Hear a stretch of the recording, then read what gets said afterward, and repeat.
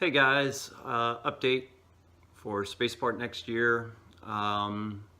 First thing I'll touch is obviously I think everybody is aware the event date now is going to be October 12th, 13th. That is right now set in stone. I think it works best for Spaceport, it works best for, I think it'll work for everybody. So with that said, October 12th and 13th is the October 12th and 13th of 2019 is the event date. The event, we scaled it back a little bit. I originally had it planned for like a 4-day event, Thursday, Friday, Saturday, Sunday. But I think it's a little bit too much to undertake, especially since I'm really a one-man show doing this. But anyway, we're gonna scale this back. It's our 6 teams, and I have 3 teams on a waiting list as well in case anybody drops out of this. I do have 3 teams on a waiting list. But it's our 6 teams that'll be operating. Kevin Garland at IMAC has been invited, or has been invited. FPVWRA is showing interest and still interested, and I don't want to put words in Mark's mouth, but I think he pretty much said they want to participate. And possibly multi-GP. So right now it's us, FPVWRA, IMAC, and possibly multi-GP. It's only going to be a 2-day event. It's a Saturday and Sunday, so I do have to talk to Kevin. I know Kevin was requesting potentially Friday as a practice day for those guys, but the practice day, if they were to have that at Spaceport, obviously there's a charge for that and it's kind of expensive, so maybe we can have them do their practice day at a park somewhere in either La Crosse or Las Cruces or Truth or Consequences. But anyway, we can figure that out, I think. We got our final contract language, and I'm pretty happy with it. Originally, the event was supposed to be $7,000 per day, which would have been $14,000 for the weekend. We got this. I got it reduced to $10,000 for all of us to operate for those 2 days. So that's already a $4,000 savings that I got us.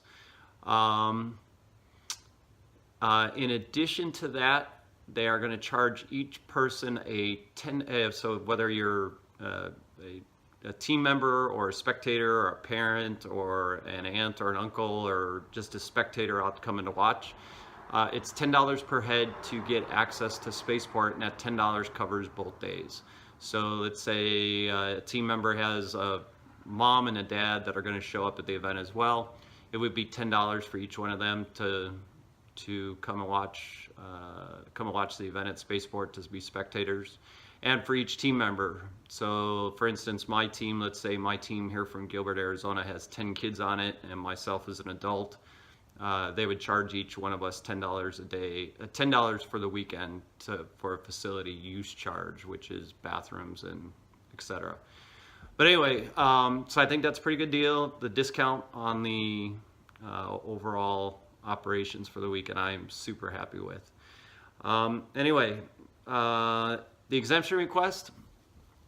I know Travis took a look at it. I think Merle's taken a look at it as well.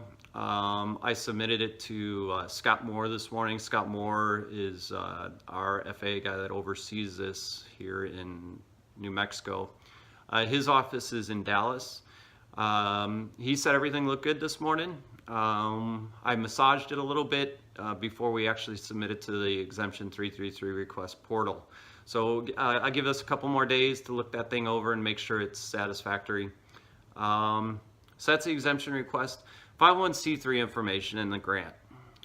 So I have not submitted for not-for-profit 501c3 status yet for STEM Plus C.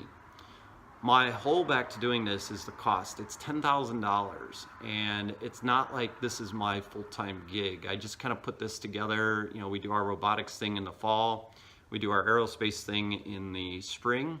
And I'm having a really hard time digesting a $10,000 fee from my lawyer to file the paperwork for the not-for-profit and then the 501c3 paperwork. I just can't justify doing that. So what I'm thinking here is, let's say to operate over the weekend, it's $10,000, and we divide that by our 6 teams, IMAC and FPVWRA. So what are we up to here? 8 groups. So basically 8 groups are 6 teams, and we'll call FPVWRA another group, and we'll call IMAC another group. So we take that 8, take that $10,000 bill, divide that by 10. It's $1,200 for each group to operate there, basically. And then I'm thinking, let's just have each team come up with the funds, that $1,200 to operate at Spaceport. And again, I know there's some teams have school kids and have schools involved. It's very easy for those schools to apply for grants, because schools already have 501c3 designation or not-for-profit designation. So it's very easy for them to apply for grants. I know for teams that don't necessarily have students on them, you know, that kind of takes the grant thing out of your resources for funds, but that doesn't mean that you can't get sponsors. We've had very good luck with getting sponsors and donations over the years. So just treat it like, you know, like your softball team or your basketball team, and you go out and you seek sponsors for that team. Treat it just like that. We could still talk about too soliciting sponsors as a group. I'm totally down with that. So anyway, those are just my thoughts, guys. Nothing cast in stone, and I hope you guys understand that it's kind of fluid. Nobody else, you know, I'm the first one doing this kind of event where I'm bringing teams in like this to do something like this, especially you know, when it involves the FAA and the whole 9 yards. There's nobody else doing this kind of thing in the country as far as I know. So anyway, that's that on the 501c3. I think that's all I got for you guys. If you guys have any questions or comments, we got our groups. Ask the questions in the groups. It's coming together here. Bear with me. This is the first time going through this, so please understand it's a lot of time, a lot of effort, a lot of lift on my part, and I'm just the nut job that's here to put it all together. So anyway, guys, I appreciate you guys hanging out and being patient with me. We'll make this come together next year. Take care, guys, and we'll update when necessary next time. Take care, guys. Bye-bye.